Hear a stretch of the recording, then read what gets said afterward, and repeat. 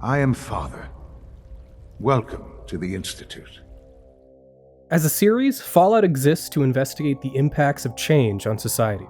Through that, each faction, whether a paramilitary fascist group, an unstable post-war government, or even the remnants of a local militia, act as a lens in which writers can critique the human condition. Naturally, not all of them are perfect, some more than others. As Hegel once said, some Fallout factions are in Fallout New Vegas, and some are in Brotherhood of Steel. Anyway, this video isn't here to confuse you with big words like bourgeois, classism, Hegelianism, or fascist. I'm here to talk about why the Institute sucks. And before you say, No way, Kimura. The people who engage in mass surveillance of the general populace, overthrow democratically elected heads of government, and go out of their way to wreak havoc in already unstable societies are bad? What are you, a communist? I mean they're written poorly. You see, the Institute are, in concept, a very good idea for a faction. As we all know, MIT graduates are all soulless lizard people who work for the New World Order, so the concept of a technocratic dictatorship with Big Brother-like characteristics is exactly how you would expect it to be adapted. The problem is, the Institute fails to address some pretty big issues that just kind of drag the rest of the game's story down. Ever since Fallout 3, a large part of each game's stories have been effectively tied to faction allegiance. You know, the Brotherhood, the Enclave, the NCR, the Legion, yada yada yada, you know what I mean. So if even one of those factions don't really deliver, it kind of ends up hurting the game overall. This is especially true in the case of the Institute. You can't go 5 feet in the Commonwealth without hearing about synths, and what you do here is so boring. Seriously, the question if synths are human or not is basically a joke at this point. I mean, we're talking about people that are made up of 99.9% organic material, whose only real technological component in them is basically a Neuralink chip. Meanwhile, people out here have been basically making Amazon wiretaps a part of their family for like the last decade. It's not even something the Institute themselves are consistent on. On one hand, you have people like Alana Secord and Justin Ayo, who talk about synths like Calvin Candy talks about phrenology. But then you also have the literal head of robotics, Alan Benet, whose entire existence in-game is effectively to say, actually, synths are sentient, while the entire rest of the Institute just kind of laughs at him. Hell, even Daddy Khadgar himself asks if you would be able to love the weird child synth version of himself, which is pretty hypocritical given that he also compares them with toasters. Personally, I think that the question of synth sentience should be well off the table by the time of 2287. Sure, they may have had some stragglers in the past, but those guys are all long dead by this point. So, if synths are people, then how would the Institute be able to justify themselves to the player? After all, you kind of need to be convinced to join them in the first place, right? Well, boy do I have a solution for you. Behold, the magic of eugenics! Consider this. The Institute believes themselves to be genetically superior to Wastelanders. However, they never actually state and quantify why they believe that. These are scientists after all, so realistically there should be some level of empirical proof for their claims. So how about we give them some? Let's say that in early studies from the Institute directly after the Great War, they concluded that all available examples of surface-dwelling humans were not just irradiated, but also that radiation and mutations had passed through the blood-brain barrier. For those who don't know, this is a kind of wall that cells in our brain have that protects the brain from harmful substances.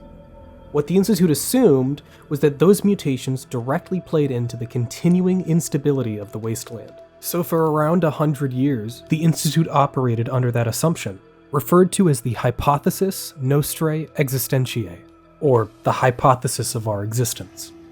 As time went on, however, cracks began to form. Society slowly started coming back from the rubble. Legitimized efforts to rebuild began. This was great news for people on the surface, but it caused quite the upheaval down below. By this point, the Institute had been working in isolation for coming on 100 years. The synth program, which had become the Institute's primary research directive, was hitting a roadblock.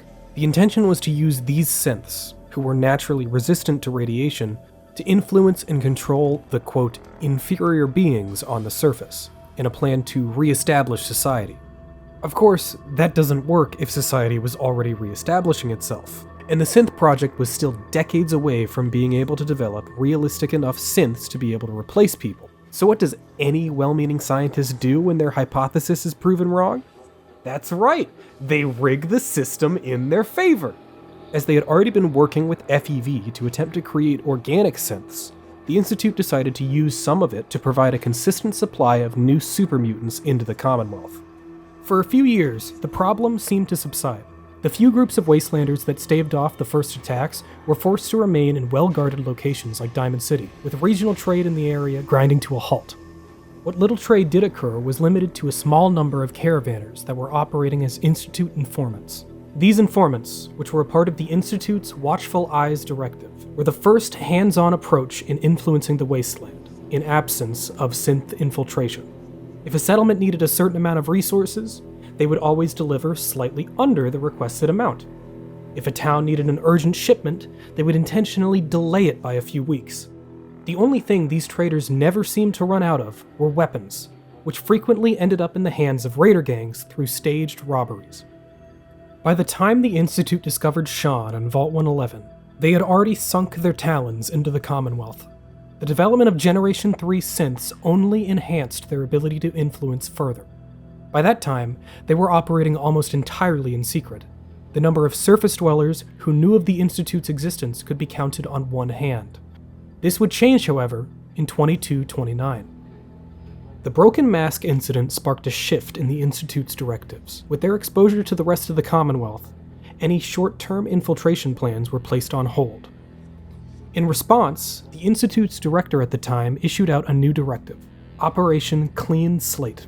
In order to maintain the sanctity of the hypothesis, the governing powers that existed on the surface either needed to be exterminated or replaced. This first started in the 2230s with the massacre of the Commonwealth Provisional Government, then continued on with the destruction of the castle in the 2240s. Since then, the Institute's primary goal has been to maintain the hypothesis. In the 200 years since the Great War, the tangible purpose they had first established had faded away into some backwards kind of religion. It was their vanity and desire to be solely responsible for the rebirth of civilization that brought them to this point. They were to be hailed as gods among men, who bravely and selflessly pulled mankind back from the darkness into a new utopia.